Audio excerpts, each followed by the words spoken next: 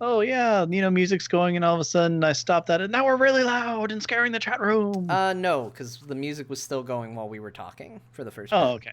So Well, chat good. room should not be terrified. I mean, it was probably jarring because all of a sudden we're talking, but it shouldn't have been terrifying. The volume level should not have changed that much. That's okay. They're talking about pudding anyway. Yeah, they could use a good scare. I mean, Boo. it's pudding. That's kind of scary sometimes. Well, depending on the flavor. I mean, what's up with tapioca? It's I don't. so weird. It's funny you say that because this is a conversation that happens in my house once a week when my husband puts tapioca pudding on the grocery list and I'm completely horrified. The texture is completely It's not pudding. it's No, so weird. it's There not. shouldn't be tiny balls in my pudding. I'm just, There should never be balls in pudding, it's tiny or just, large. No matter it's just what, not. no balls. No, it just doesn't belong there. And he's like, it's amazing. It's probably not. I don't really get the boba tea like Me thing either. either for the same reason. I don't need to chew my drink. You know what I love? Drinking a nice, delicious tea. Oh, it's so good. And then a ball hits me in the back of the throat. Nobody expects that at all, ever, in any kind of situation in life. I don't think it's different when it's coming at you for sure. So, Yeah, I'm not a fan. while, Tried it once. I'm like, really? look, while we're airing grievances, I just want to say that outside of my apartment, there's a pool and a lounging area and all of that, and that's neat and that's very cool. But they put in one of those stupid games where it's a big piece of wood with like holes cut out in it, Cornhole. and people are supposed to throw beanbags through it. Is that what it's called? It's called cornhole. Yeah. Sure. That game No, isn't I'm serious. That game isn't fun, and it's definitely not fun to the point that someone's been out there doing it since I got home at 5. 3 hours of it? What the fuck? Like, stop. Are they super white? Because I feel like they're super white, probably. Probably That they're seems right. like, it's so loud and like White what people are do you weird doing? shit. Like oh, sorry. They It's do. fine. White people are super weird. They have pony races on fake ponies. I don't. They ride ostriches too. I don't know if you've seen that. It's embarrassing to be a part of that. To be perfectly honest, I just don't get what they're doing. Like, oh, I threw it and it either did or didn't go in a hole again. I better go gather up the beanbags and continue to do this for 3 hours. Are It's like you a darts, but with toddler beanbags. learning how the world works? Like, oh my gosh, I can't believe they're still out there. Like, 3 maybe hours you of should cornhole. join them. No, You could make friends. I don't want to be friends with someone that gets entertained by that for 3 hours. You put the beanbag in the hole. I try to avoid my neighbors at all costs. I'm really that guy that is not interested in being friends with their neighbors. They know things about your life that they shouldn't, and I don't want to be friends with you because you That's see true. into my windows. That's true. Exactly. I feel the There's- same way. There's a reason why the blinds are drawn Yeah, pretty like- much 24/7. I mean, I'm a relatively weird person, and my children are even more weird. So I just feel like that's getting into sticky territory with randomly seeing videos of my family on Facebook. Yeah. The worst comment I ever had a neighbor say to me, and like I'm not gonna give context to this, y'all draw your own conclusions. But I had a neighbor who, when I went downstairs one night, he's like, "Oh, hey, you're my upstairs neighbor, right?" I said, "Yeah," and he says, "Sounds like you had a good night last night." And I was like, "Look, if that's true, if you know this, don't say it to me. You don't need to know what I was doing last night or how good of a night it may or may not have been. That's not something I want to have a conversation with you about. I don't talk to you about your stupid parrot or the fact that you leave your TV on all night. I definitely don't want you to talk to me about what I may or may not have gotten up to last night."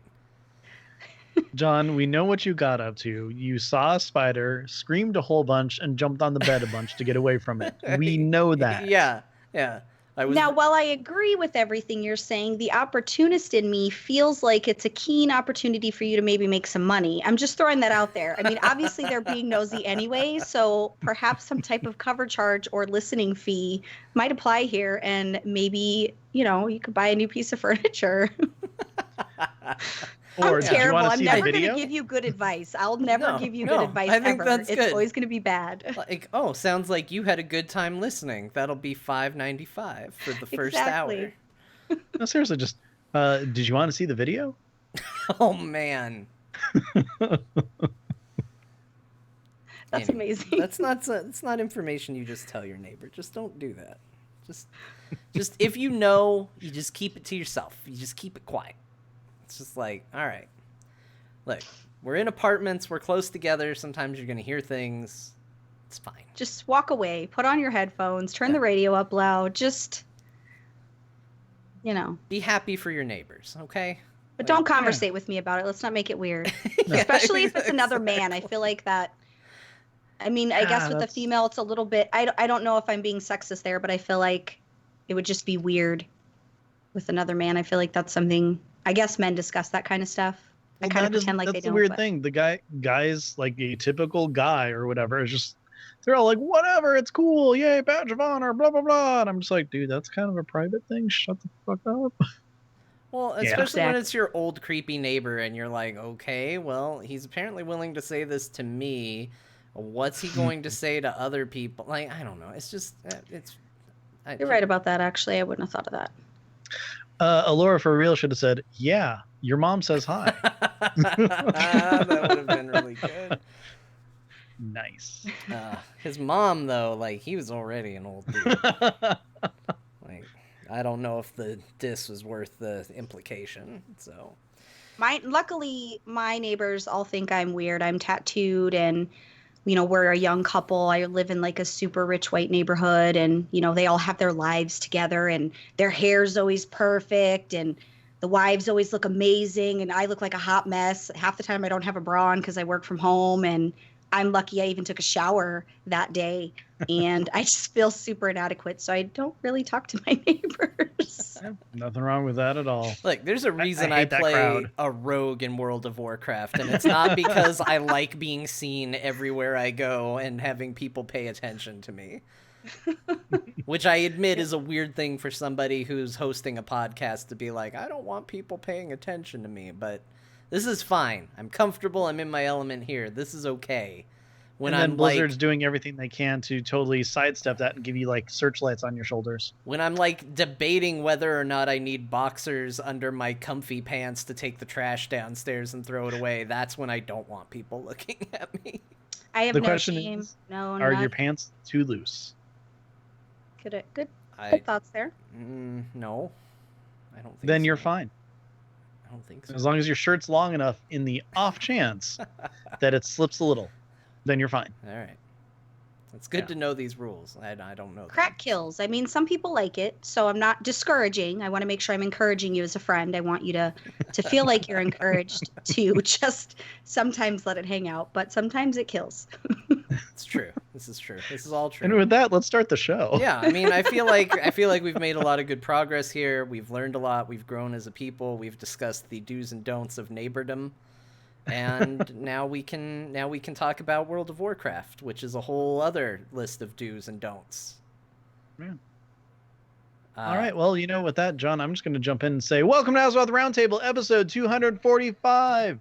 It's Friday night. I'm excited. I'm happy to be here. And with me, as always, is John Jagger. How's it going, John? Hello, Ben. It is Friday night here in Azeroth, and we are taking a seat here at the round table. I'm excited to be here with you. It's again on a Friday night. It feels weird. Yeah. It feels like it's been a while, but It's been like a week and a half. It feels right. Feels good. But it's not just us this week. No, Ben. We have a guest, a very special guest, making her first appearance at the round table. We have Belle. Hello. Hey, Belle. This is my best appearance face of professionalism. Do you guys like it? I've been working on it all day. Very professional. Fantastic. Good? Okay. I've been working on it all day because I was super excited. And I'm like, these guys are way more professional than me, so I'm going to really need to. So I've been practicing all day. You can tell I went really professional. I haven't shaved my head or anything. I look kind of frumpy. My beard is less a beard and more just looks like I fell into a pile of hair and this is what stuck. It's all good. I'm trying to work on mine, but I'm just need to. Eat more. You're getting there. Time. It's looking Just good. takes time. Yeah, But- I wanted to just be comparable to some of your guys's. Like yours, your guys's is awesome, and mine's just not really. I'm not really getting Well, see, the lift I problem want. is you're growing the hair on top of the head, Yeah. not in the front part. Yeah, I Right. refocused my efforts. Yeah. I moved to my expansion base. This is It's a really good so- StarCraft joke, but this isn't a StarCraft show, so it probably wasn't. It's so planned. limiting being a female. It's just really, it's not really fun. Sometimes, Is it not fun? well, it has its moments. Okay. Well, that's good. Because I was going to say, it seems Yeah, like it has might its be- moments. It seems like Yeah. it might be okay. There are times where it seems like it would be awful. Yeah, the times when I want to pee standing up because I'm too lazy, because women go through a lot of drama in the bathroom, and sometimes I just want to whip it out and go. And Yeah. I don't Hear get ya. that option. Everybody else does. All the other boys in my house do. Not me. I don't blame you. It's kind of fun. Anyways, welcome to the show. We're very happy to have you. Thanks for having me. I did want to say the only way that you can be even more professional is if you're wearing a late 80s women's business suit. That's the only way. You're fitting in, you're looking great, and we're gonna have a humdinger of a show here. Power Only from the top shoulders. up. Like, it's Friday, guys. So I'm super casual underneath this. Just throwing that That's out there. okay. T-shirt and shorts, we're good. Right. What are Uh, shorts? And that's you know what, John? Remember when we went out to dinner and how I said, "Hey, you should probably put some pants on"? Yes. I I- was wearing the shorts I version of that. did not listen to you. Anyway, hi, everybody. I'm happy to be here. I don't know what we're talking about right now, but it's pretty good. Actually, you know what? Yeah. I do want to bring something up right out the gate. Because we had an Okay. interesting discussion going before the show, and I said we need to stop this because it's not Mhm. being recorded and it's not being a part of the show, and we need to at least discuss it a little bit.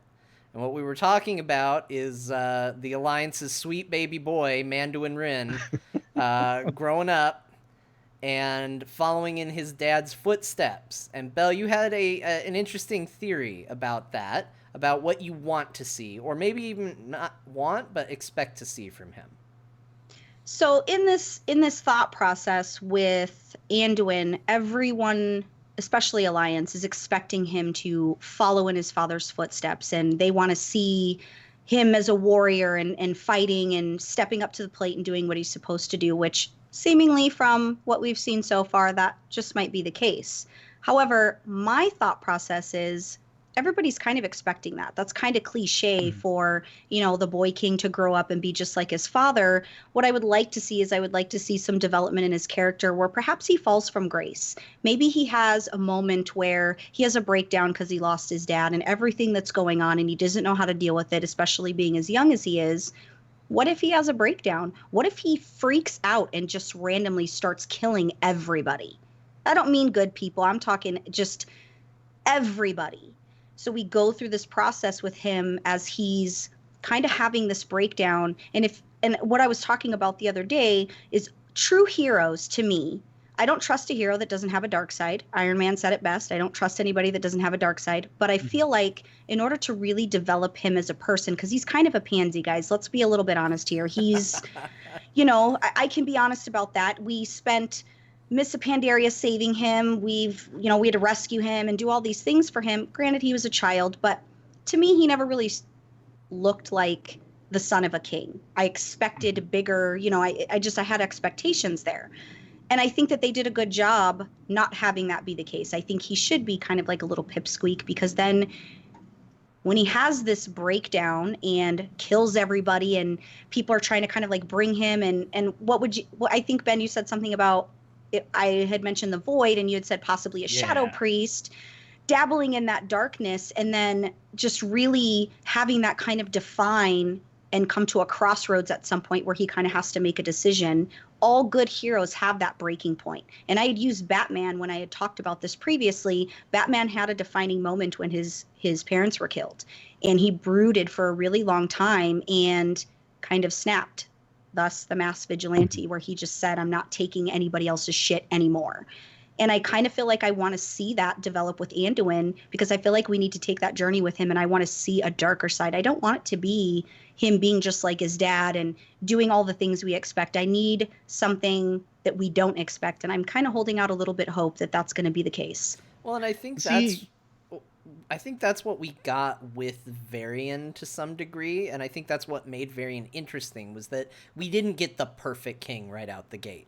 We got a guy that Jaina was constantly like, Varian, no. Like, she just, it was like, you're being really bad at this. You know, we got a guy that was flawed and had problems, and we got to see him go on to be a great king eventually. And I think that's what made his death, even as a Horde player, really hard, because it was like, man, this guy became super cool. Like, he had a path, he had a journey, and he got there and he did it, and it was really fun to go on.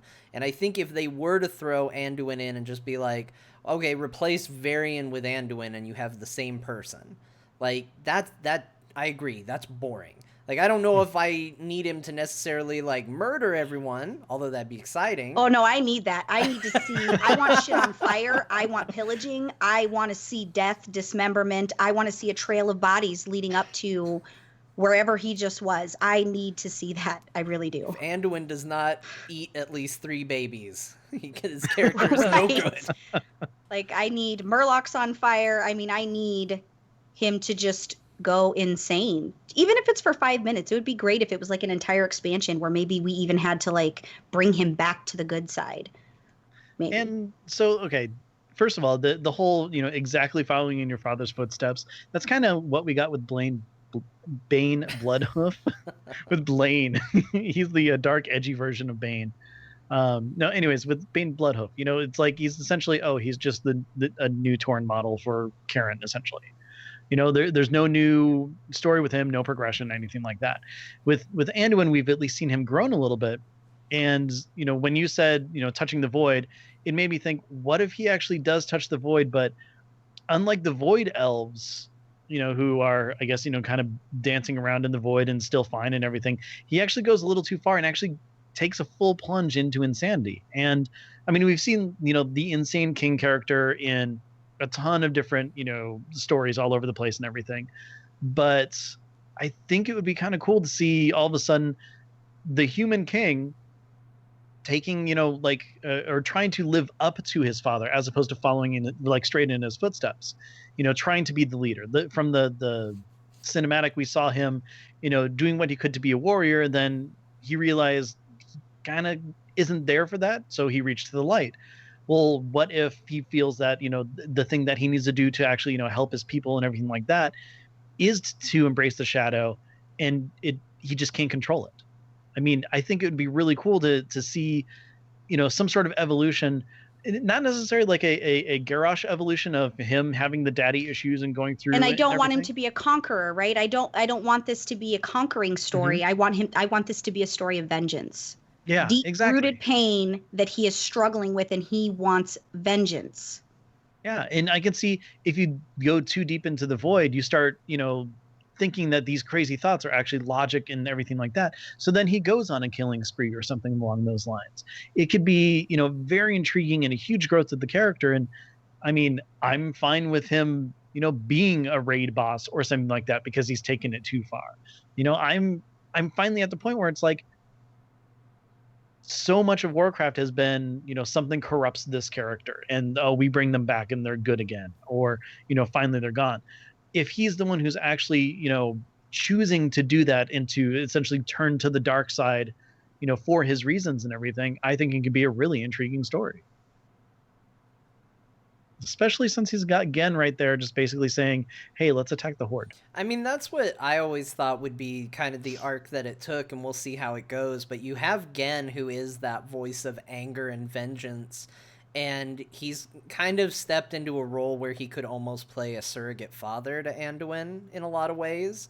And you have this guy who just wants vengeance. He doesn't believe there was any merit to what the Horde did, and he just thinks they're the worst, and he wants revenge for himself and for Varian. And you have him sitting right next to Anduin with his ear, and I thought there was going to be a very interesting, like, dynamic of you know, is Anduin making his own decisions, or is Greymane enacting his decisions and plans through Anduin?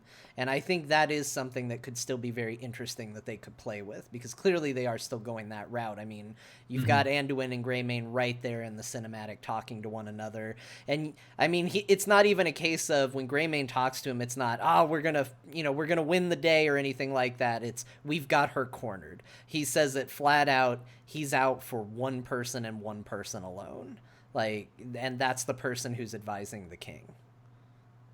And he's impressionable because he doesn't really know his way at this point. So, yeah, I mean, a lot of the story that we got from like the books and everything is that he's always pushed for peace. He's always, you know, trying to reconcile the differences between the Alliance and Horde. I mean, that's one of the reasons why, you know, he warned Garrosh that he was going to get poisoned, and, you know, talk to him and, you know, everything like that. It's not in his nature, at least from what we've seen, to be like a warlike person, or even, you know, advocating any sort of war. So it could be the breaking point, and I'm super intrigued with that idea.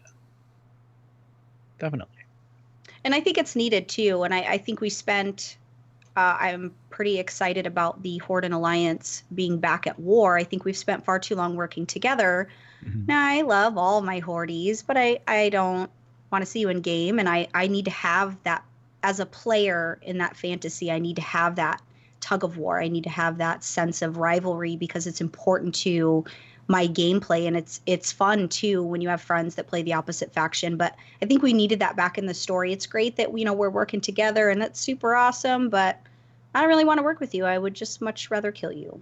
Well, hey, what a convenient thing, because that was the other topic we wanted to discuss.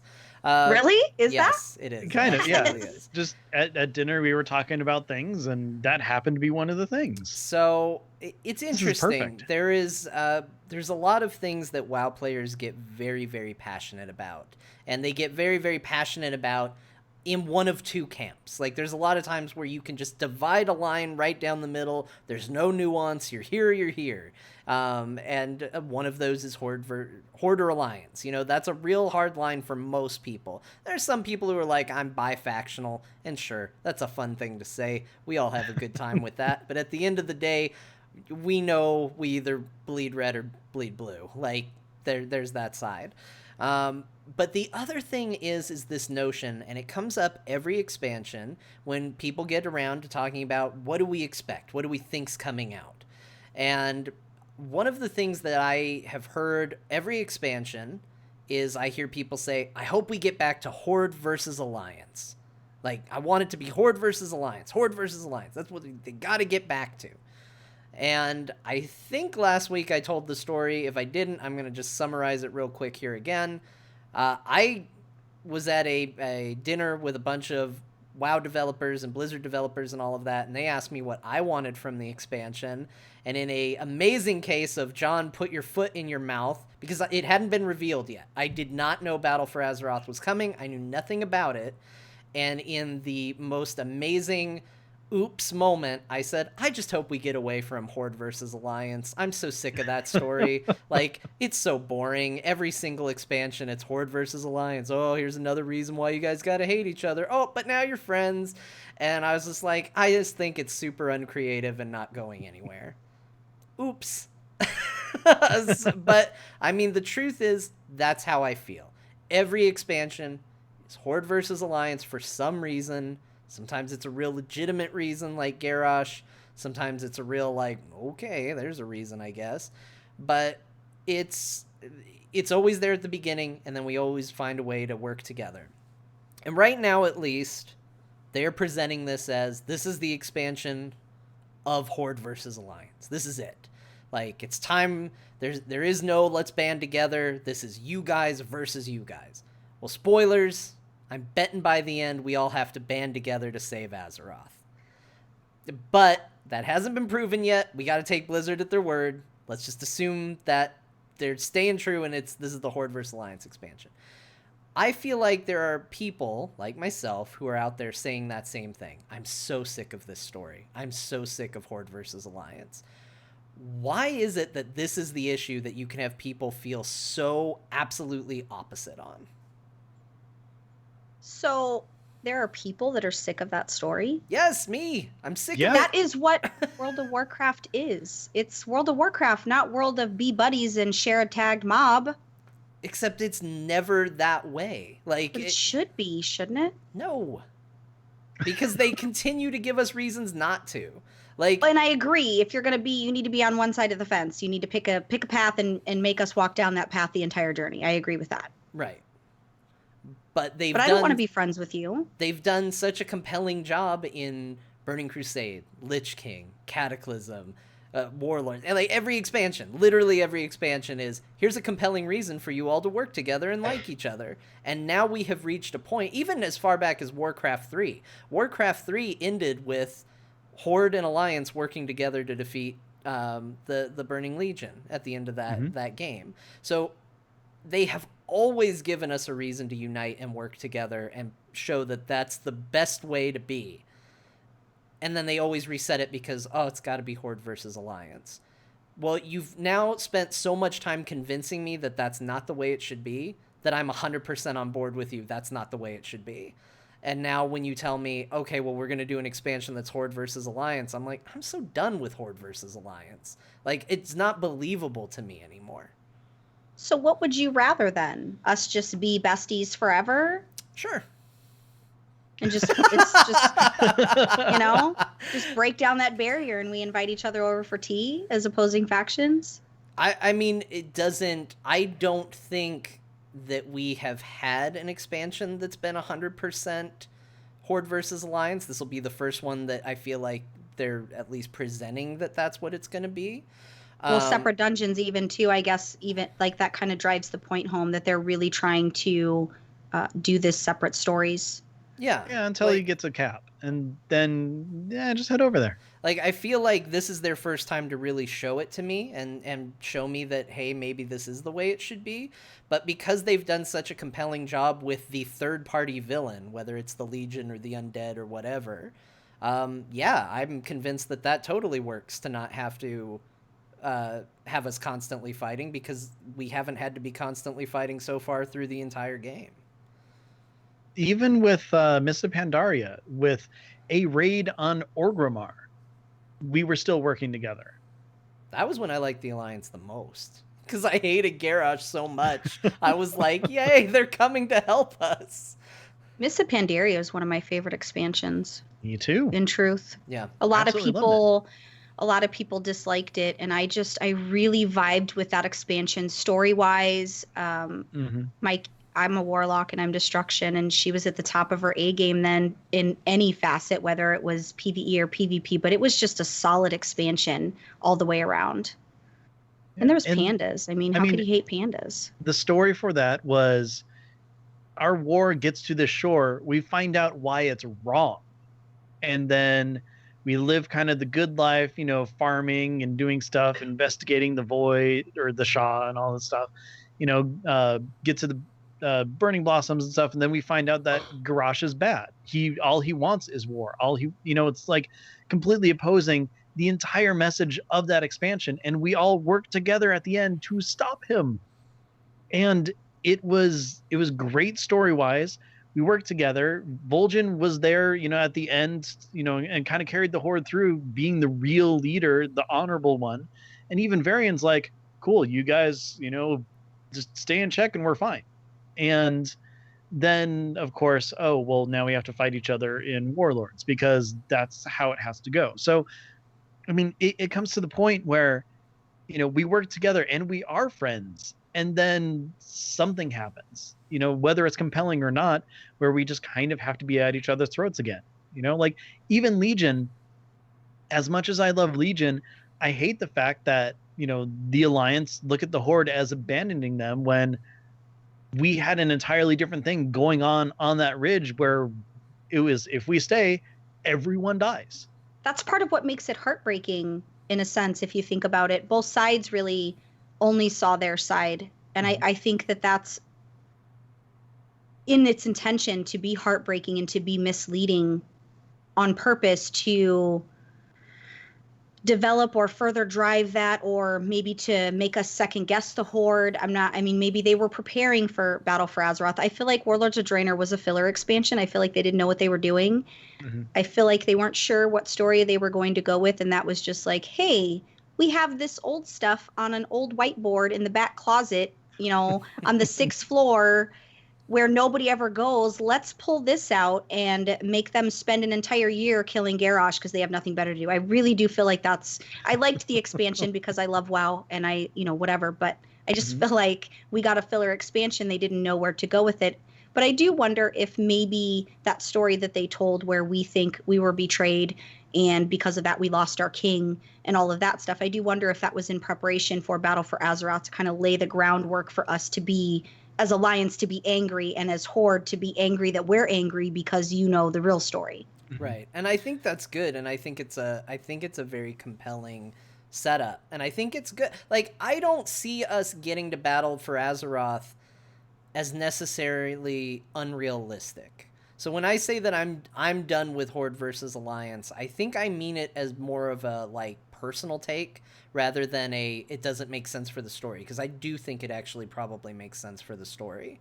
But I think where it has maybe gone a little weird is, whether we want to admit it or not, and when I say we, I actually mean Blizzard, and I can tell another story involving this, want to admit it or not, WoW is a role-playing game. It's an RPG. It's got a lot of other mechanics and cool things tacked onto it, but that's its roots. That's MMORPG is what it is. And having an investment in your character is one of the most important things in an MMO. And nothing kills an investment in your character quicker than being forced down a path that no longer makes sense for your character and how you view your character. So when they say, hey, you're going to war with the Alliance, well, when I look at the journey of my character, logically that doesn't seem right to me. My character's been shown time and time again through all these battles with all these foes that fighting the Alliance is a waste of time. But now, because Blizzard Entertainment has decided that the new story focus is Horde versus Alliance, that's where my character's going to go. And it causes a bit of a disconnect. And so to just real quick throw in the story, at the same not sit down, I'm stand up, but meeting with these Blizzard devs, I told them, I said, because we were talking about things we liked, things we didn't like. And I brought up a quest from Stormheim, where there are you meet this nice little family of Tauren, and then they're mysteriously gone when you go back there, and there's 2 goblins standing there who have very clearly killed the Tauren and are looting their home. And they begin to tell you that they're helping the Tauren move, and they need your help gathering up their stuff and packing it up for them.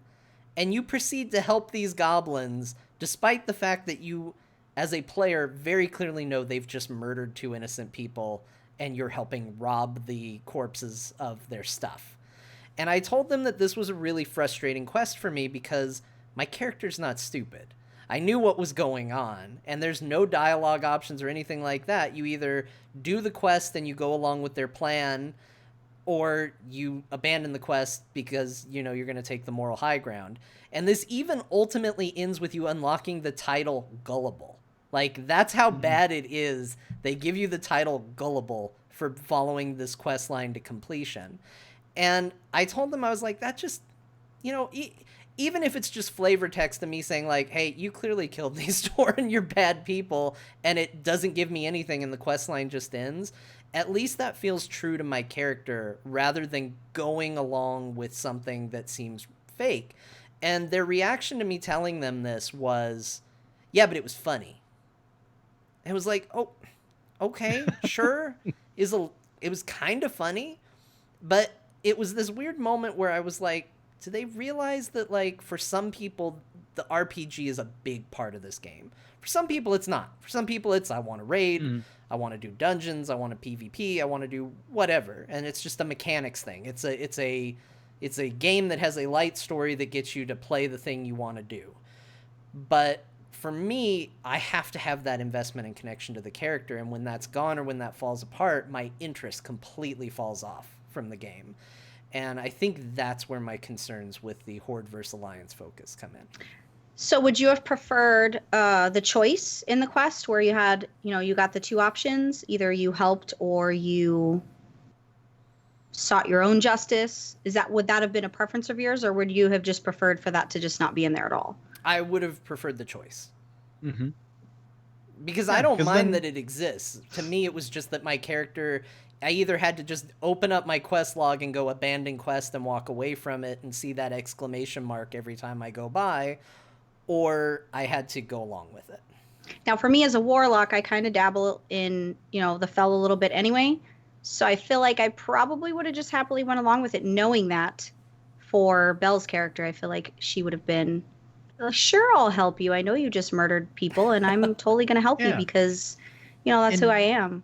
In that sense, that totally works for your character. And I mean, if you have the option of, no, you just kill these people, or like, sure, whatever, you would at least have that choice to be able to play through that. I play a Pandaren monk who, believe it or not, she's kind of smart. So when, I came across that quest, I'm like, she wouldn't stand for this. Like, why am I doing this? I was with John on that fact. My mage would totally do the same thing. So I'm the only one that would just go along with it?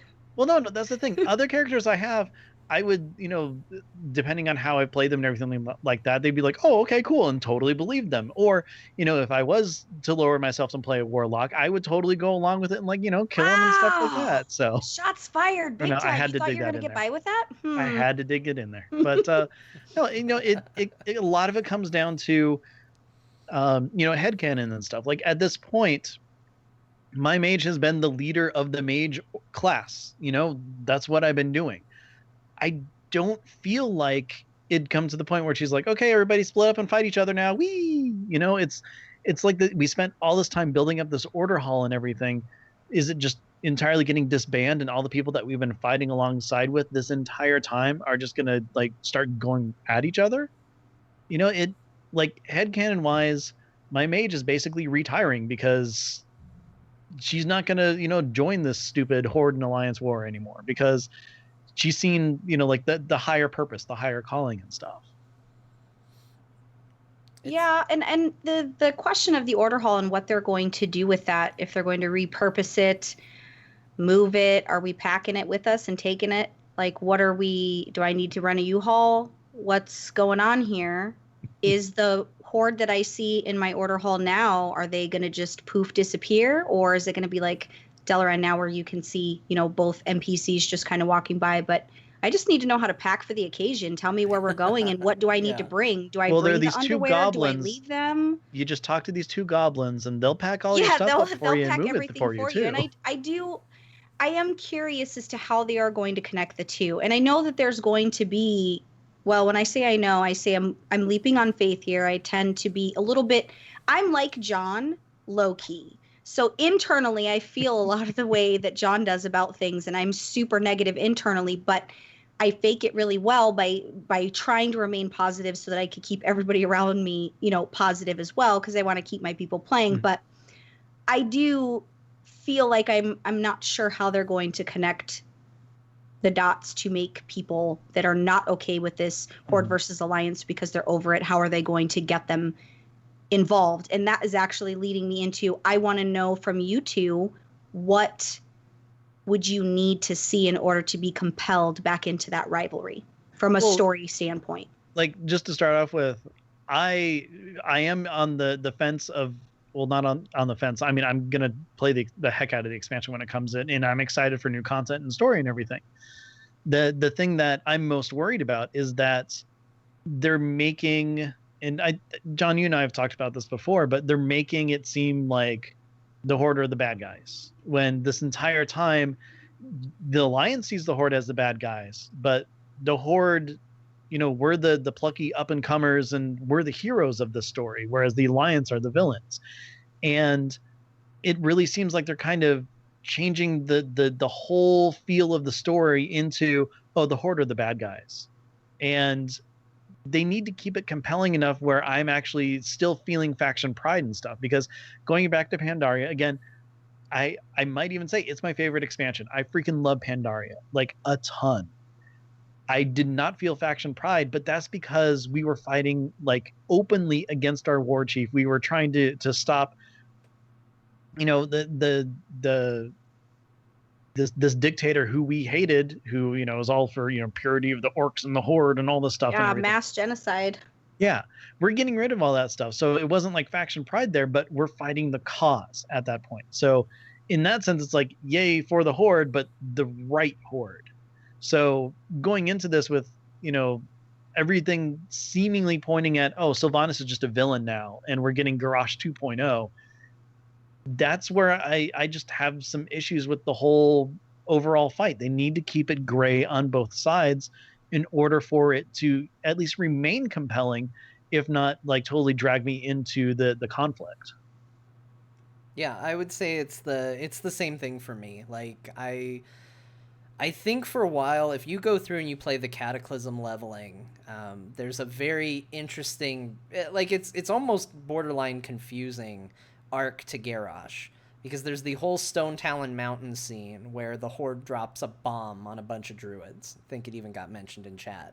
And Garrosh finds out about it, and he kills the guard responsible. In fact, he even threatens to kill you, the player, just for having been associated with them. And you get saved because you showed mercy on an earlier quest and all of that. And Garrosh actually gives a big speech about loyalty and mercy and what a gift mercy is. And this is coming from Garrosh freaking Hellscream. But I think when you see how people reacted, or when Blizzard saw how people reacted during, late Lich King, early Cataclysm, to who Garrosh was, they realized, oh, we have a villain here, not a hero. And I think that's why we see the swift turn to power-hungry, orcs first kind of Garrosh, which there's still some people who like that. They're probably orcs. They're probably orcs.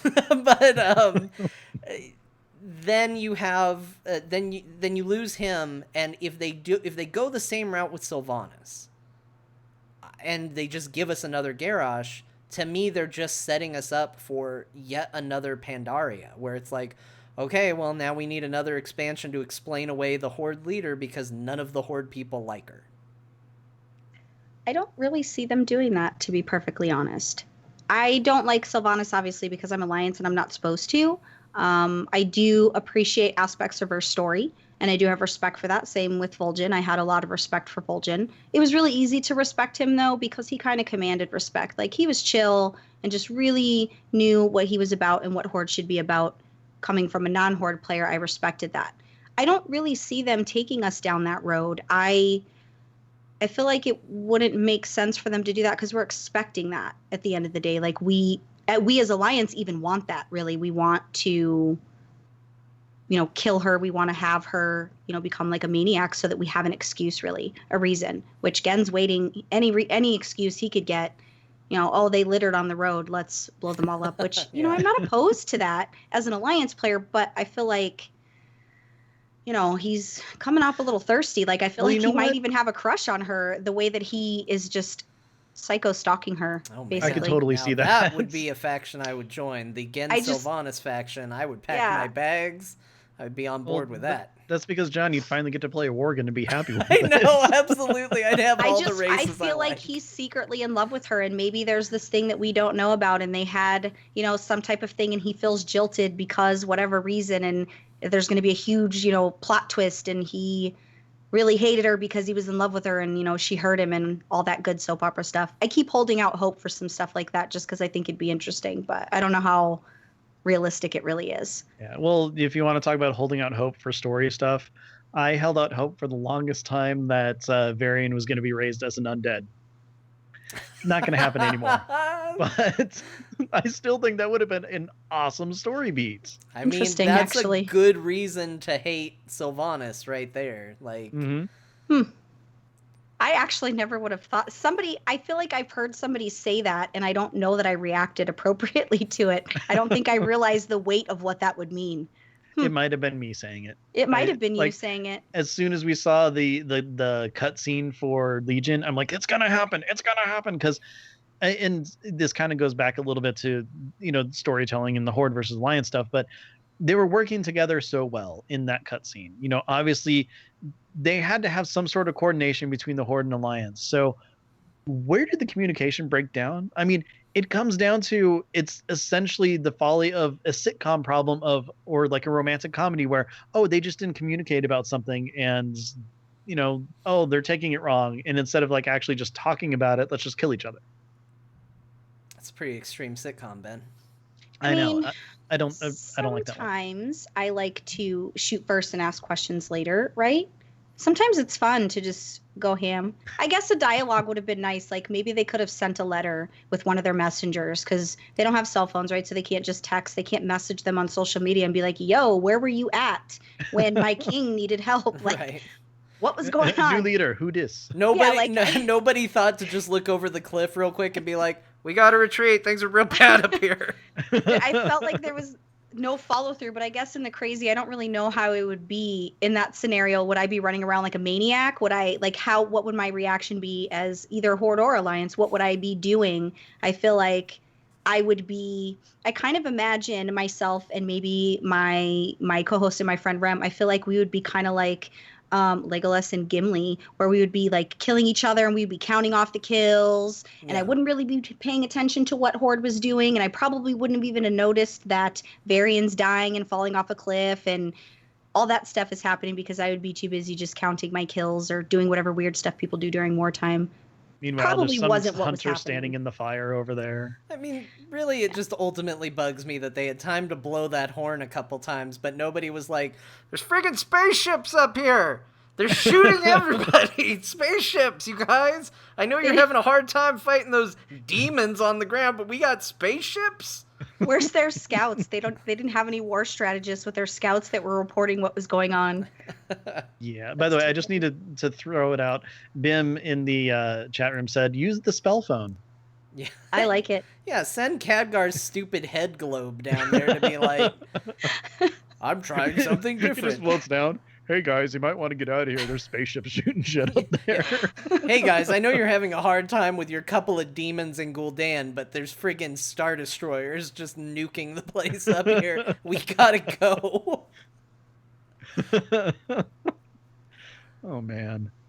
Okay. I feel like whoever was in charge of that incursion probably either didn't make it or did make it and was promptly removed from their post. Like, you're fired. You don't get this job anymore. This is just bad all the way around. I feel like that's what happened. It was Thrall's job to communicate with the Alliance, and the spaceship shot him. What could he do? He got shot by a spaceship. How will they listen if I'm dead?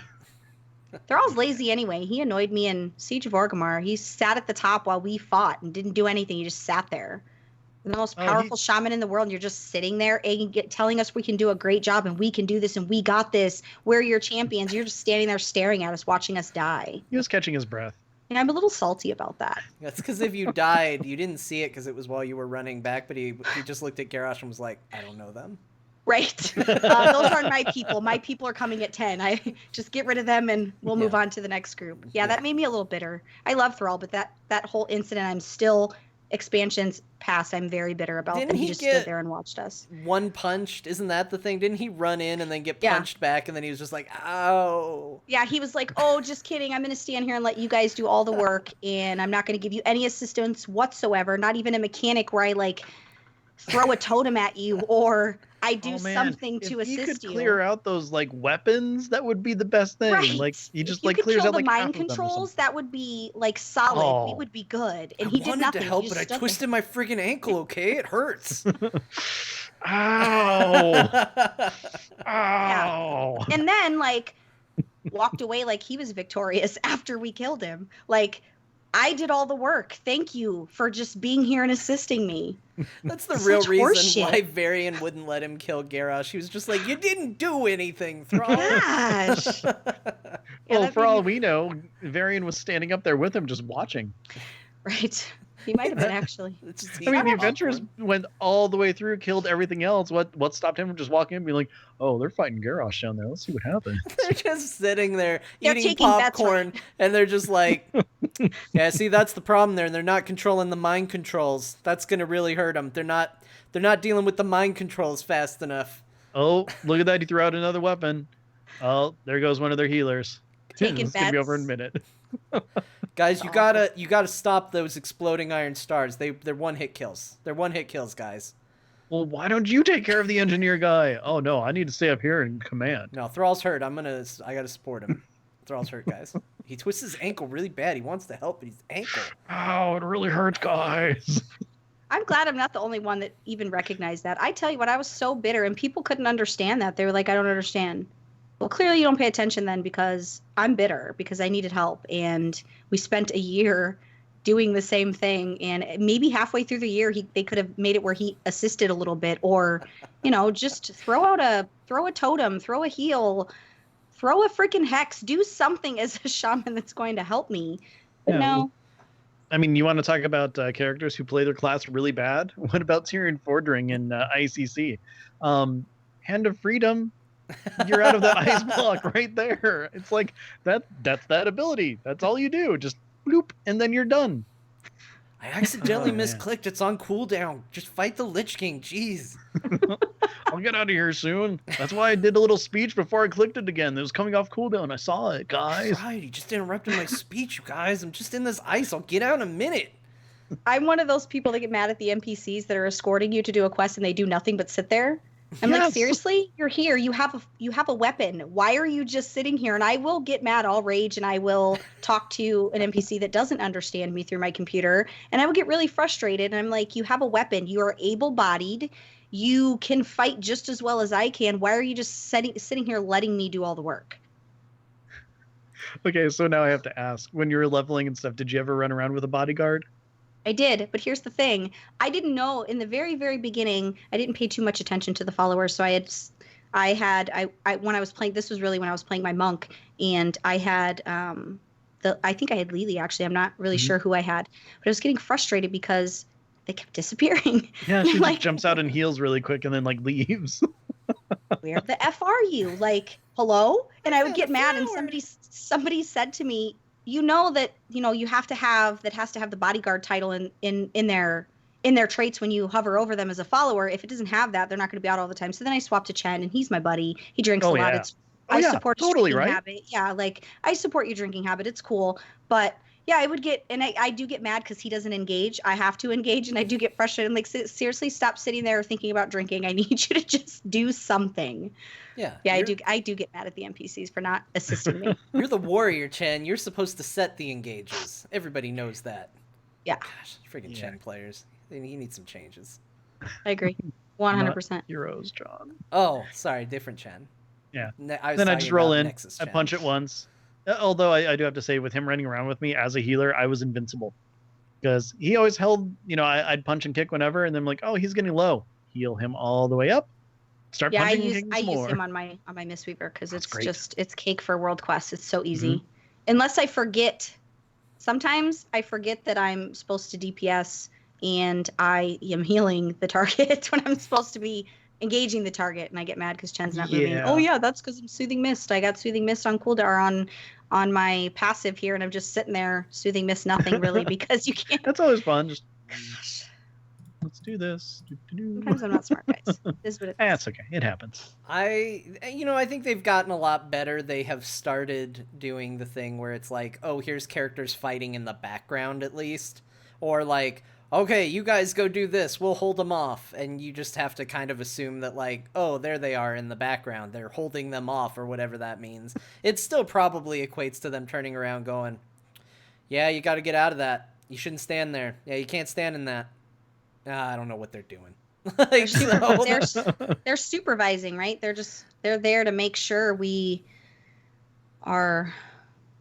Yeah, that's only happens with the Kill Jaden fight too. It's like, okay, Illidan kind of helps a little bit, but Velen and Khadgar are like both on the side of a bridge and everything. They're like, oh, don't worry, we'll handle the rest of the demons. You kill the big head guy. But Like, you've already cleared the ship up to that point. I've seen there's more coming, everything I on the guess. ship. The ship is empty. Because they're lazy. It's like they're on salary, right? Yeah. They get paid the same. They don't really have to put in the work, so they're just gonna sit there. It does frustrate me because I feel like don't put them in my situation and even in my visuals or in the same whatever I'm doing if they're gonna give me zero assistance. I don't need you here to be my cheerleader because you're not really helping me at this point. I don't know why you're here. And wouldn't they feel awkward? Like if I'm Dadgar, I'm gonna feel a little awkward that I'm supposed to be like the best mage ever in the world, and I'm just letting the little people, I'll call them. If I'm him, I'm the little people. I'm letting them basically fight my battles. Well, It's I just mean, let me weird. ask you this: have you ever gone back and like gone through a raid that's like 3 expansions old? You go Yeah, back and just destroy everything, right? I get They just want that lost. feeling every now and then too. So they're just standing there. All these little things are coming running at them, like, oh, I'm just killing trash, guys. But I feel like they're really not. I feel like it's just pretend. Yeah, they are. It is pretend. It's totally pretend. They're just Although, doing the motions in case somebody's around the yeah. corner with a video camera so it doesn't end up randomly on Exactly. YouTube, right? No, I was there. Wait, I helped. are these guys streamers? Are these They guys don't want streamers? No. they don't want to Okay. get called out on TMZ, so they're just making sure they're making it look good. And actually, Bim, literally, I was just about to say this and just popped up in the chat. Varian got credit for killing Anixia. He wasn't even there. Like, in the lore, Varian is the one who killed Anixia, and it's like, man, that's a real... Interesting. That's some real changing of history. Like, it was a different faction. We weren't even there in that version of the story. It wasn't even a case of he jumped in and you got deliver the the last kill. head. Like, Hey guys, look what I killed. Hey. they're like, yes, it's a good thing Varian did. Wait, who? No, it was just me and a bunch of other people. Yes, Varian is a good king. So I was thinking of a question regarding the Horde versus Alliance. What if the end game of the next expansion there was a winner? I'm all for that. What if I don't know what that would look like. Maybe it would be using the war fronts and island expeditions, or I don't really know what that would look like from a story perspective, but what if there was a winner and the other faction had to concede, and maybe the winner was based off region and not predefined, right? Maybe they let the story tell itself from a player perspective, and I feel like Alliance would lose because I feel like there's a lot more Horde players depending on the server, but I just wonder what that would look like if they maybe just combined all the servers and said these were the winners because of points, or like I said, I don't know how that would work out, but I think that would be interesting. See, so there's a couple different ways that we can go with that story-wise. First of all, I'm all for kind of any of these scenarios that I've just made up in my head. So first is, okay, let's say Alliance or Horde wins, and then it's just kind of, okay, establishing peace. You're just, we're taking, you're part of our territory. We rule over you. You have to follow our rules, blah, blah, blah, all that stuff. Kind of like the conquering hero or something like that. And then that's the status quo for the next expansion. There's also, okay, now we're going to take all of you like prisoner and put you in like, I don't know, internment camps that the humans did to the orcs once already, or something along those lines. And then have the story from that point. You can still continue kind of a Horde versus Alliance theme, but at least you have more reason for it, where whatever the oppressed, faction is, their quest line and stuff is to kind of build up an army or break out or something along those lines, whereas the winners would have to like defend and do quest lines and stuff that way. You can revitalize old content, change the world again. I mean, tons of different stuff that you can do. But if there's a winner, at least it's a compelling story and we can kind of continue it, as opposed to if we stay in Horde versus Alliance through the whole expansion and then it just keeps going again. I mean, we've essentially been telling that story for 8 expansions now, 7 expansions, or 7 versions of the game, or whatever you want to call it. So I'm perfectly happy with some sort of end in sight of this. Yeah, I'm the same way, but I feel like the next expansion would be the like whoever the winner is, they have their story, and whoever the loser is, they have this like uprising story, and that would be the story of them overcoming, being, under the thumb of the other faction. I don't know. I feel like if there was going to be a winner, I know it's popular to, I think we've all kind of said it, to say Horde would probably win. I think Horde would lose, though. No, I think it would too. I think Horde has a tendency to play the role of the underdog, at least as of late. Even though I think there are more Horde players, I think Blizzard has identified them as they're the downtrodden more often. You know, they're the ones who have. I mean, in the beginning, the original Horde was they had the numbers, and it was the Alliance fighting back against the numbers. But, like, I feel like from Warcraft 3 on, it's always been, well, here come the Horde. They're the ones that are trying to make it in a new land. They're the ones who are trying to overcome their history. They're the ones that are trying to make up for past errors and things like that. And I feel like it just fits their role a little bit more. But, you know, if they go with a bloodthirsty Horde, I can also kind of see them putting people in cages. But yeah, and that would be great for Alliance, because I would like to see like an epic like Moses parting the Red Sea, like let my people go. I'm talking like biblical events here from whatever side is, you know, the press side or whatever you would call it, the whatever they choose to do. Maybe they make us fetch their dinner or rub their feet or clean their tusks. I don't really know what Horde would make us do as Alliance if we were their slaves, but I could imagine that it would be probably pretty demeaning. But I would love to see one or the other just kind of have to rise up and just kill everybody. You want to talk about rising up? Just have all the humans killed and then risen as undead. There you go. Problem solved. Perfect. Oh, that does not. Yep. That's easy. That's one faction right there. That's how Nazis solve problems. That's how that happens, guys. Sylvanas was right. Hashtag. But I do think I would like to see that, and I think I would like to see a faction winner for an outcome and let that take us into the next of, you know, whatever that means. I would actually really like to see that as endgame. Yeah. Well, I mean, that's kind of the fear of this sort of story, right? Is that if you do a Horde versus Alliance story, you can't have a winner. I mean, we're trying to think of a way that it could, but I think most people by default assume that, oh, well, there won't be one.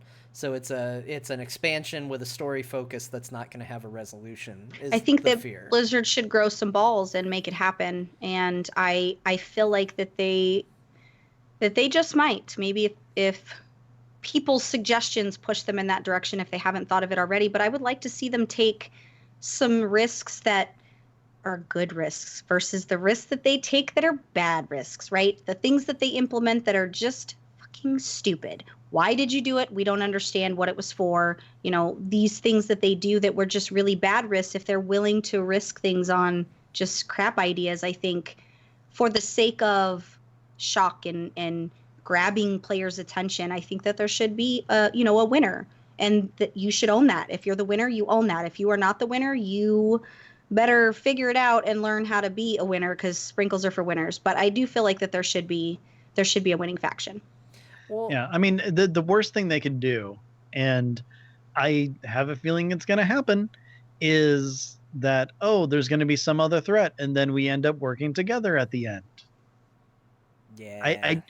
I don't want that, which I'm tired of that, and I know it's going to happen because that's all they've done. It's like the last season episode, right? The season finale of every show where they, everything is great or it's awful at the ending season. In the beginning, everything's torn apart, but by the end, everything is fixed, or whatever the case may be. I do agree. I think if they're going to commit to a genuine Horde versus Alliance rivalry, I think we need to see this through for quite some time. I mean, I think that should cycle through several different expansions where it should be that battle, which I guess they might run out of things to happen story-wise. If it's only that, of course you would have to have adversaries and stuff like that. But right. I would like to see that main internal conflict to just continue. And I would like to see separate areas, separate leveling zones. I want those things to be separate. I don't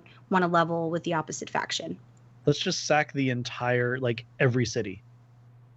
Well, I mean, they've already divided the continents pretty evenly in a nice way that allows them to do some interesting things. If you say Kalimdor is the Horde and Eastern Kingdoms is the Alliance, like, you're already on the path. But, you know, one of the things that we always entertain the idea of is, you know, what if they opened it up? What if there's eventually a time where orcs can walk into Silvermoon and take, or not Silvermoon, Stormwind, and take quests there?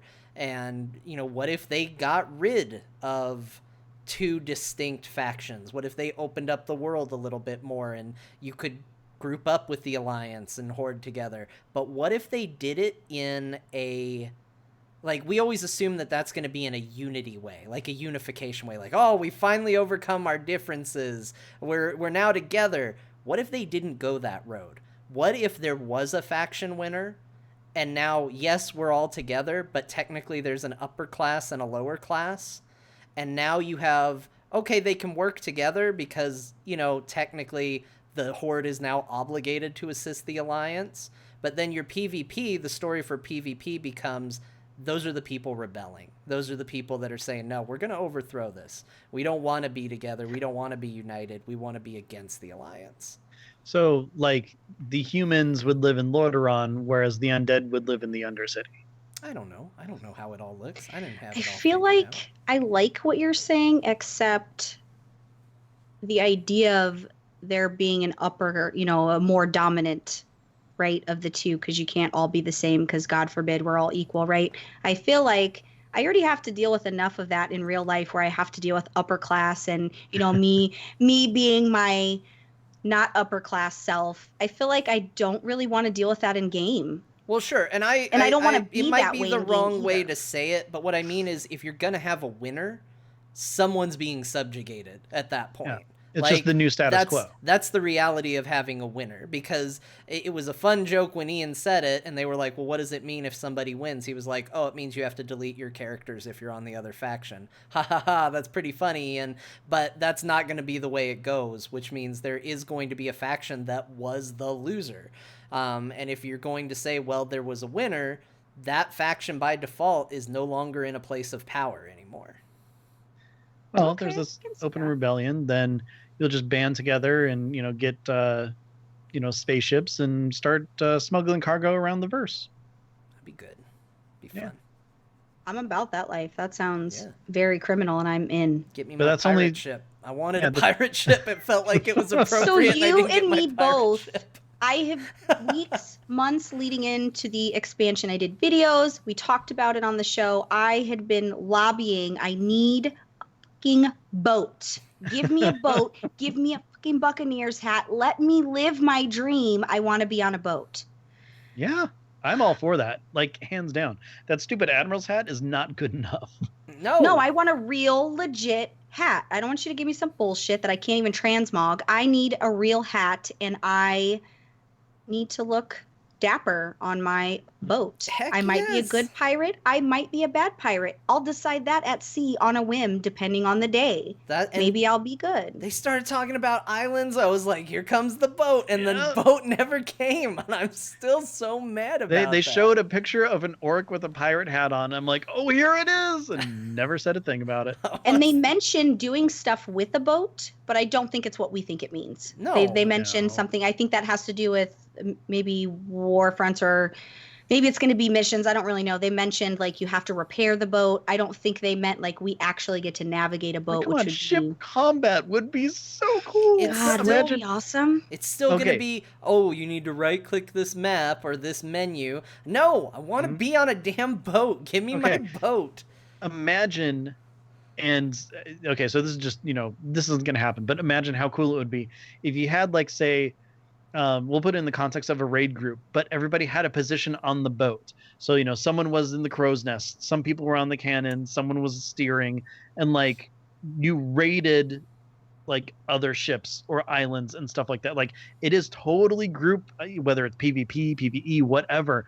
Like, how amazing would that be, where someone's just in charge of, oh, we're going to go over here right now, and then we're going to do this, and just like plotting courses and everything, and oh, that'd be cool. I don't RP, right? I'm not an RPer. I would be really bad at it because I just, it would be something I wouldn't be good at. But I feel like I would be fully immersed. Like I would sit at my computer probably with a pirate hat, and I would probably buy a parrot for my desk. Like I would probably completely own that role just because I feel like I just really need it. Yeah, just get a pirate Pepe. You're good. So here's my hope. Because as we talk about this, I get sadder and sadder because I was 100% about this boat idea. So the whole reason we're trying to rally our these two new continents is because we want to control the seas. That's why we're going where we're going, because they have vast fleets of ships. So that's what we want. My hope is that's where the expansion ends. We've got our ships, and that means the next expansion can be very boat themed. Because I still want my damn boats. Oh my gosh, I want them so bad.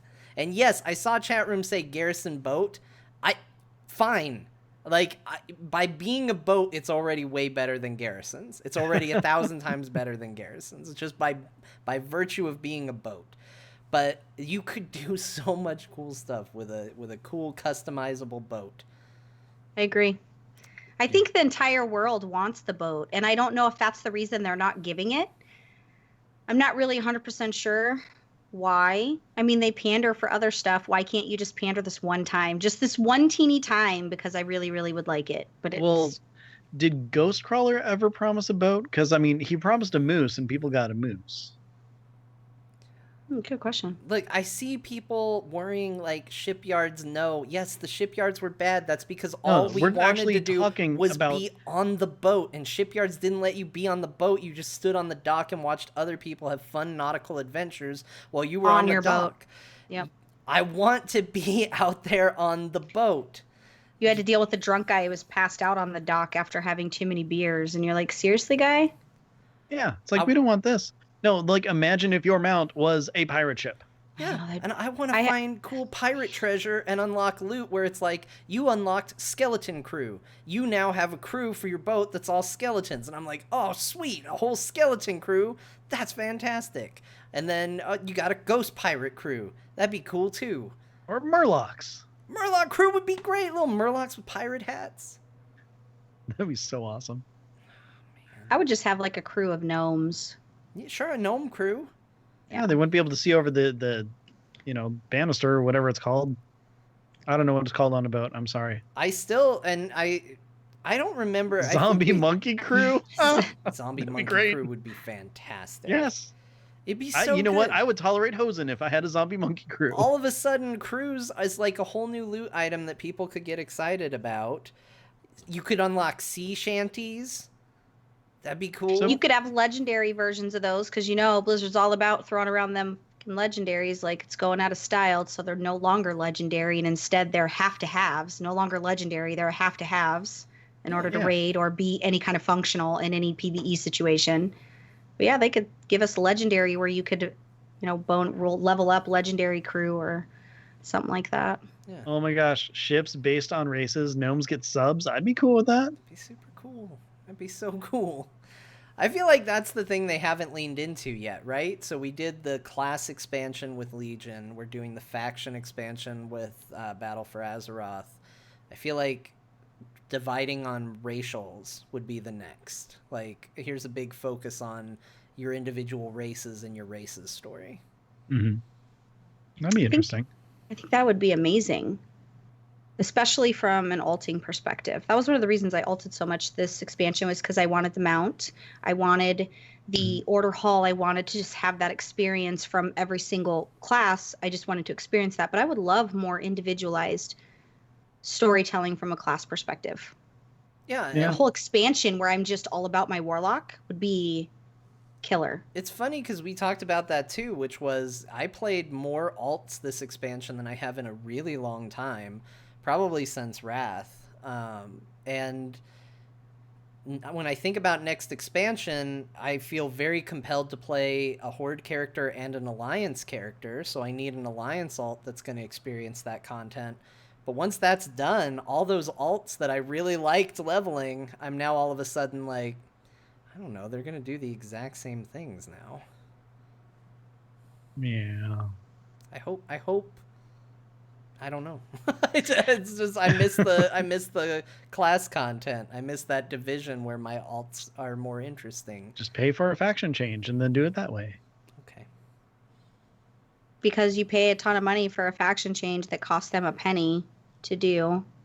Don't make me rant about that, guys. We talked about I was trying to be on my best behavior. I said the F word twice super quietly, hoping that nobody paid attention. I even said the F instead, but I feel like you guys are trying to trigger an emotional response, and I'm not today, Satan. On that case, Belle, thank you very much for joining us. It has been an absolute blast. We're definitely going to have to pull you back on the show at some point because I really enjoyed it. I don't care what John thinks, even though I know he did too. I had fun. Why are you making it sound like I didn't have fun? Because you're always the salty one. That's because I'm on a boat and the sea calls to me, Ben. The sea calls to me. So, Belle, where can people find you in the meantime? I mean, I'm kind of all over the place. I know that sounds really bad when you say that, but I'm pretty much everywhere. You can find me at Belle of Ponecast most places, especially on Twitter. And if not, it's just Ponecast everything. You can often find me replying from Ponecast Twitter instead of my own. That's always fun when that happens. It's really inappropriate when that happens, but we're going to actually take the show back live. I keep saying it's going to be any day, and then I keep pushing it out. I don't know why. So tomorrow?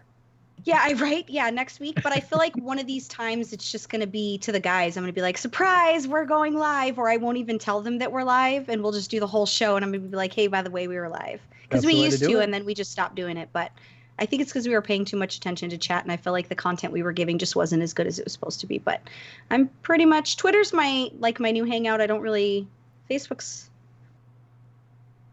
Yeah, pretty much. At least on Twitter, it's all World of Warcraft people, right? Occasionally there's other game people sprinkled in there, but it's really like my feed is normally just kind of WoW things, and I appreciate that. Whereas Facebook, it's all politics. So, yeah. Yeah. John, what about you? Where can people find you? Hey, if you want to find more from me, you can follow me on Twitter at John_Jagger, where I'm currently complaining about the fact that my 2 character names I wanted on Airy Peak are gone. What the hell? Somebody out there took one. One is very deliberate, like so deliberate, I think it's intentional. I'm telling you, it's on one of your other accounts. I checked. It's not. It's not? No. Oh. Like, look, one of the names is fine. There's a good chance it was going to be taken. It's there a lot. But there was a name that I looked for that now I'm not going to say because it'll be gone on every server now. And now I don't trust anybody anymore. But there was a name that I am literally the only person in the armory with this name. That's over level 10. And sure enough, it seems to be missing. So I feel like someone did some sabotage up on me. Who would do such a thing? Jerks!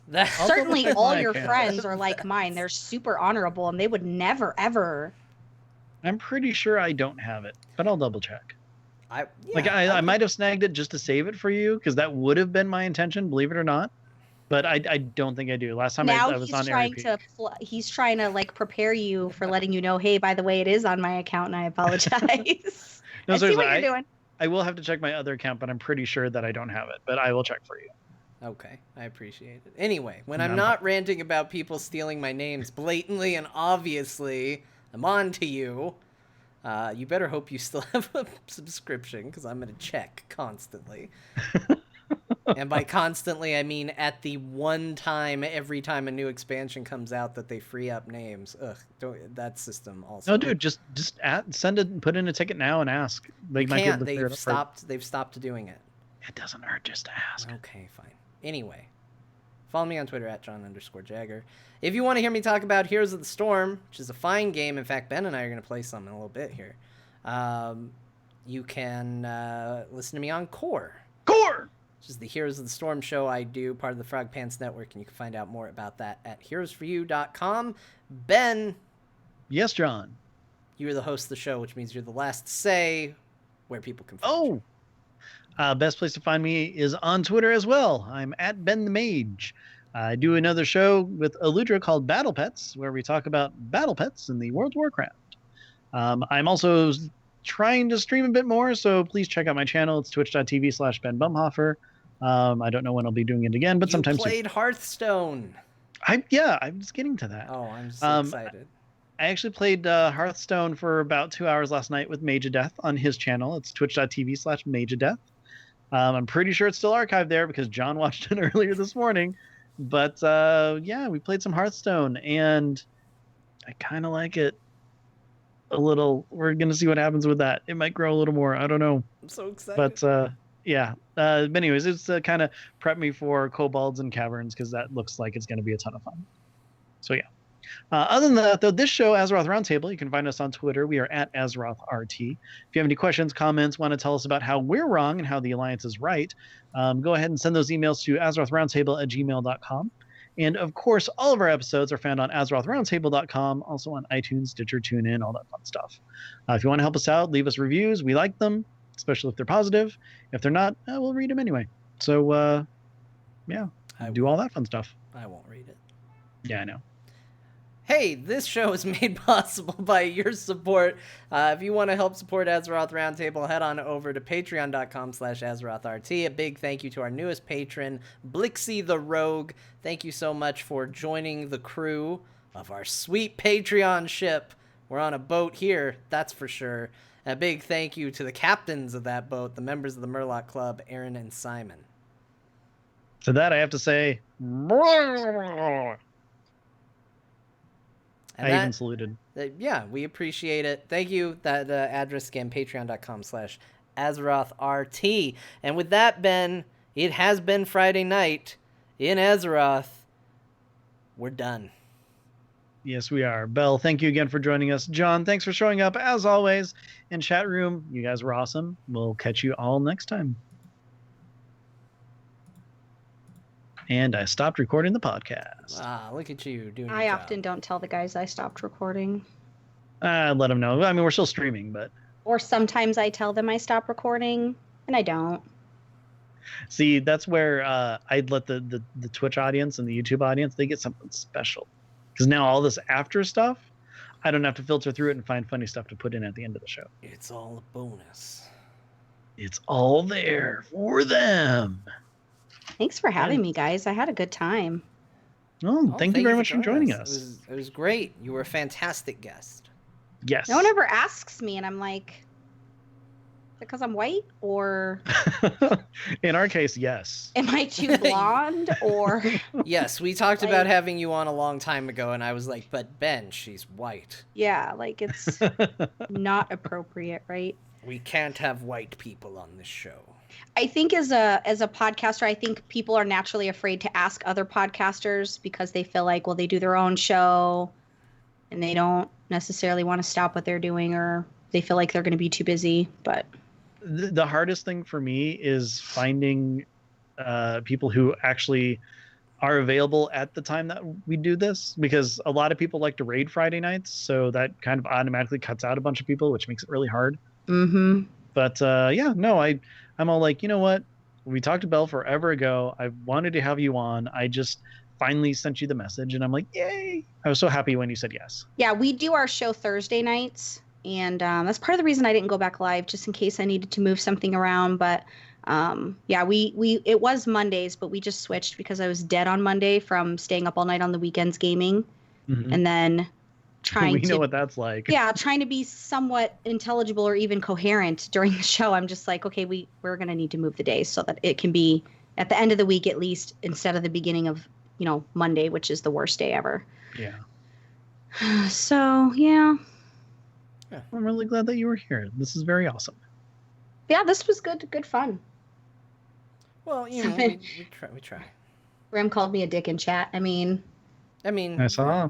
I mean, I didn't want to say anything, but you're kind of a dick. You're not wrong. You're not wrong. I definitely own that. Although I have to say, I get a lot of slack on our show because I'm the ranter, right? Many moons ago, I had so many people like, "Wow, your rants and you're so grr, and can't you just be happy?" And it's like, no, I'm a gamer. Do you know what it's like to be a gamer? I'm not a fan. I'm a fucking enthusiast. Like, I'm I'm all in with all of my emotions, and that's the good and the bad. It isn't all happy all the time. And I felt like it was because I was a girl and people were like, who is this bossy gamer girl? She has opinions. So I stopped having so many strong opinions because I was trying to just be a little bit like lighter and be that dainty girl that like drinks tea. And I thought, it's not really that fun. Like sometimes I just need a good old fashioned rant about stuff that really pisses me off in game. Oh, So I'm totally. trying to find a good balance. But I've always liked John for that because he's like my goals. He's your right? spirit animal. I was gonna say I Yeah. resemble this comment. Yeah, like it's my goals, and I think, well, if John can do it, why can't I? Well, because he's a boy, right? The rules are different. It is. On Well, you know the what? You know that. Anytime you want to rant, let me know. We'll bring you on. I'm in. Absolutely. But that is true, and it sucks, and it kind of annoys the shit out of me. And I complained about this. I don't know if it was publicly on Twitter or if it was in a private message to someone at this point. Oh no, it was in a discussion that involved Mick. But it kind of annoys the shit out of me because I will occasionally throw some opinions out here that maybe I don't even feel that strongly about, but I say it just to get people's attention and just like, hey, are you paying attention? I'm gonna say something like druids are nature's tryhards. What a garbage class they are. And people Like are like, warlocks. oh, look at John, just being John, just doing John things. And then, we have had guests on, and what I have noticed is that when those guests are female, people get all of a sudden real willing to write in nasty emails about the guests. And I think that fucking sucks because It does. I say way worse shit and am way rantier than any guest we've ever had on this show. And if I go down the list of the most complaints we've gotten, the top 3 are women, and then number 4 is Mick for saying that LFR raiders are not actual raiders. Like, that's... I mean, it's honesty, though. You got to respect that statement because it is honesty and it is reality. Just throwing that out there.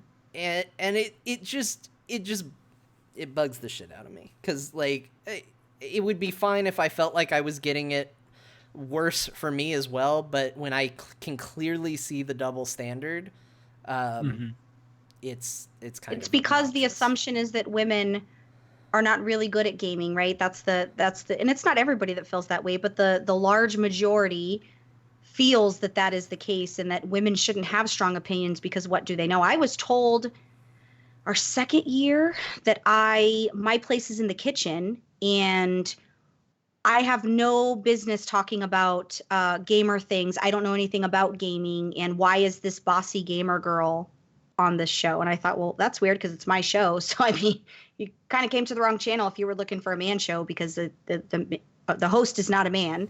And I just politely said, I'll just go back to the kitchen making sandwiches. They're pretty awesome, my sandwiches. So, but I feel like a lot of it is even though an opinion might be very valid, that because it's coming from a female and they feel like females are not, and I'm not saying everybody because it's not everybody, but we have to agree that there is a select group of people that do feel that way. And it's okay. It doesn't bother me. I mean, we're not drinking tea. I'm not making you a sandwich. We're not going to be friends. Yeah.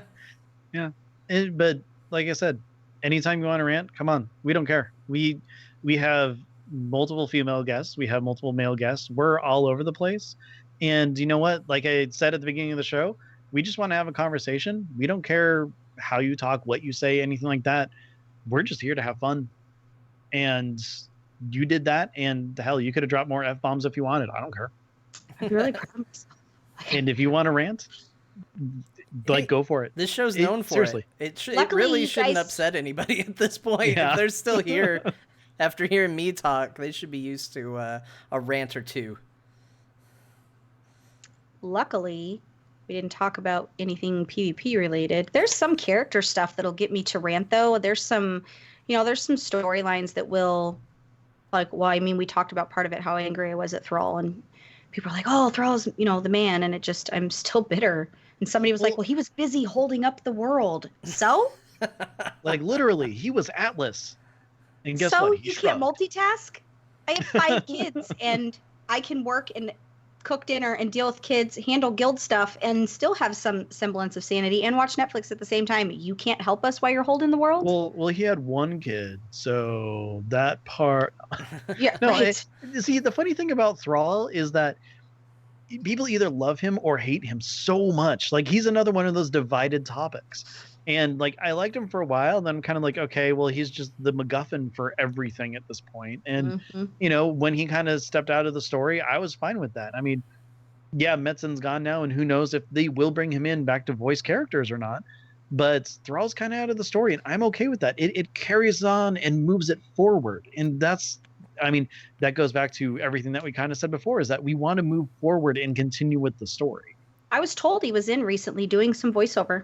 Yeah, they have said that Thrall is a major character in Battle. And he's always stated that he would go back anytime that they needed to. But I saw some type of mention from somebody at Blizzard regarding it. Might have been Taryn even, where he had posted that he had seen him for lunch and that he had been there doing some voiceovers. Yeah, that's great. I mean, if he's back and he's a great part, I'm fine with that. Thrall is weird because I like Thrall, but I completely understand every criticism that gets thrown at Thrall. Like, I don't fault anybody for not liking him. Like, he did get rammed down everybody's throat. He did get written into some really odd places that at times didn't fit his character. He's another one of those victims, like... Thank you. We are always rescuing him. You're supposed to be the most powerful shaman in the world. How do you always need me to rescue you? Just randomly locked up on a boat. Split up into all of the different elements, and then we had to save him for his wedding. I am so glad that you said that, because I have complained numerous times about that. If I'm supposed to look at you like a hero and I always have to keep saving your ass, you're kind of not the hero anymore. Wait a minute. Don't you save him in the goblin starting zone? Yes, he's just randomly locked in a cage. I was trying to commune with the elements, and then all of a sudden I'm in this bamboo cage. He's not great, but again, like, it comes back to I feel like they don't always know what to do with him. It's the same thing as Garrosh, why Garrosh goes from one expansion to here's why we must always be good and we need to be better, and then the next expansion, power is all that matters and I hate everybody. Like, sometimes Blizzard makes character decisions by committee, and it's one of the reasons why they are going to have a very hard time depending on where they decide to go with Sylvanas, is because sometimes she's written as a hero, sometimes she's written as a villain, sometimes she's written as Magneto from the first X-Men movie. Like, she is all across the board, because every time someone tries their hand at Sylvanas, they have a different idea of who and what she should be. And I think players have a very clear idea of what they should be, but I don't think it's consistent from player to player. And all I have to say is that Thrall better not want his Doomhammer back, because my shaman's holding on to that thing tight. Right, yeah. But it's cool. It has electric on it. Gul'dan's not getting that staff back. That's fine. We're going to have to battle, like, to the death. And he's getting old now. I mean, he's got the fell, but he's getting crotchety there. I might be able to take him. I think you could take him. His skull got smashed. He's pretty dead. But is it ever like the real version? Me and Rem always have this conversation, because I want to say probably, I don't know, 6 or 7 months ago, I was just really confused how we keep killing the same person. How is it that you come back every fucking expansion and I have to kill you again? Gul'dan Prime is dead. He's the one from our original timeline. And then Gul'dan B, who I'll call him Gul'dan Draenor, he's the one who came back to our world and then did the whole thing in the Nightwell. And he's also dead. Yeah, he's also dead. I just would like to stop killing you. We should be done. I think we've used up our allotments of Gul'dans. Yeah, I want to be done with you. I like you, and, you're cool because you're a bad guy, and sometimes I like that, and, Did he die in the movie? I don't think he did. He did not die in the movie. Yeah, I don't think he did either. I think he just... so now we have movie version we have to kill. Damn it. Yeah. Guys, I hate to tell you, I just realized he's in the Nexus. Oh, that's right. So we can just kill him over and over again. There's literally infinite Gul'dans. There's all the Gul'dans, and he comes back no matter what happens. Interesting. But it's fine, because in the summer he's Pool Dan. And he's Pool Dan. He just hangs out in his floaty feeling good. Well, in the wintertime he's Cool Dan. Oh, you guys are bad. You and Rem would get along really well. The chat was on a real roll tonight. With Anduin. Yeah, like at the beginning of the show. There was a real chunk of time. Allura for real going for puns of the week, and there was some serious Anduin puns going. I think the biggest stretch was if he, retires and takes a trip to the Magic Kingdom, he's Disneylanduin. Disneylanduin was really good. That's cringe. Anduin was super cringe. Probably the best. But Gul'danduin. Gul'danduin. All right. Yup. Bim, you win. That should be the title of the show, even though it will make no sense. Oh no, it will, because we talked about Anduin going evil, so there's kind of a connection there. Okay, let's see. Well, hold on. I had something picked out. Please call the show Gul'danduin. What I have? I had use your spell phone. Okay, call it Gul'danduin. I do the same thing. I'll rewatch and then pick whatever like the most funny moment for me was, and that'll be. Sometimes it's not always PC. Sometimes the word balls is in the sentence of the title, and I feel like that's when people don't really watch it on YouTube, or that is when people watch it on YouTube, is when the word balls is in it. But it's happened a few times. All right. Well, Gul'danduin is now the title. Well done, Bim. You won. That's just for you, chat room. Bim, you named it, and you win. Yeah. That's right. That's gonna be the end of the show proper. Ben and I'll probably keep the stream going, but I'll stop the recording and then start a new recording because we're gonna play some heroes, right? Yeah. Yes, we are. Okay. So anyway, Belle, if you would like to join us, we're going to do the brawl, the co-op thing. I promise you guys don't want me to heroes with you. I'm completely mobile retarded. So if you want somebody to constantly be in the wrong lane and not focus where they're supposed to be, then I'm your girl, but I definitely am not. Well, the good news is there's no lanes in what we're doing. I just never, sometimes I play with friends. It's very rare. It never kind of clicked to me, and I don't know why. Couldn't really tell you. I feel like it's because I like the free roam map. I like central purpose. I like my brother. Also, I'm probably traumatized. My brother used to make me play League of Legends with him. Oh, that would be And he was awful. Absolutely awful to me. He would scream about me being... the game. He just... Oh, the game is awful. Toxic. I cannot even... When somebody says they are a League player, like my buddy Rem is a League player, and I roll my eyes, I'm just like, ugh, you're gross. But yeah, I've never felt worse about myself than when I played League of Legends. So I think that is some type of trauma to me. So yeah, I don't really do a lot. I really should in the future, but I don't do any of that stuff. But I thank you for the invite. You're welcome. I have to go level Horde. Yeah. I have a Horde tune. Because we have a Horde guild just for our Alliance people who have, Horde ults. But obviously I'm going to want to experience the expansion from both perspectives story-wise. So yep. I'm going to drink the Kool-Aid, guys. I'm going to go back and finish leveling up my Alliance mage at some point. Yeah. It's good things, though.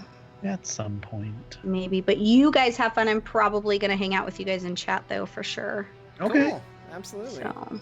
Yeah, well, hey, thanks again for joining us. It was an absolute treat. Thanks for having me. I had a blast. You guys are freaking awesome. Well, I love you guys. You guys know that. We have like a bromance. We have like a bromance going, right? Yeah, absolutely. Yeah. The best romance. The best bromance. I'm going to get out of this call awkwardly and just go the fuck away. All right. And let you guys do your thing. Have a Bye, good guys. night.